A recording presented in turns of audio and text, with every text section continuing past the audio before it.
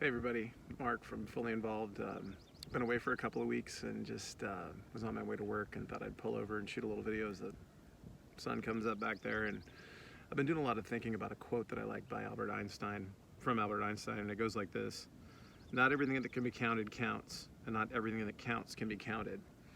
And the reason why I've been doing a lot of thinking about that is, in the world today, everything's about the bottom line and metrics and that sort of thing. And a lot of what I draw inspiration from is sport.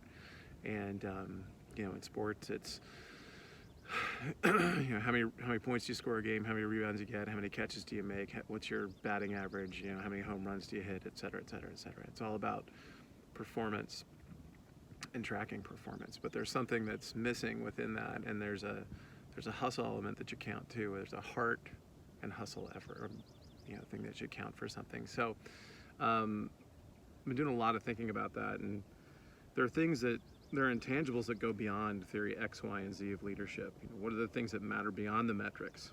There are no metrics for heart and hustle, but they're the key elements to building a winning team. If you've got a morale problem within your organization or your department, it might be that your organizational heart's broken because you're not paying attention to the people and how they're doing, and in leadership that's critical. Leadership and leading people is not binary. It's about it's not about one winner and one loser. It's about knowing your people and tailoring your leadership style to their needs, and giving them credit for the things that they do well beyond what we measure. There are things that people bring to the organization that aren't just measurables in terms of how many reports did they get done, or how many TPS reports did they get done, and that sort of thing. How many inspections did they make? What are their shoot times? Those things are coachable and fixable, but there are intangibles that people bring. Do they bring enthusiasm to the job? Do they do things that we don't measure? Do they do extra work around the station? Are they extra nice to people on calls? So think about that when you're evaluating your people.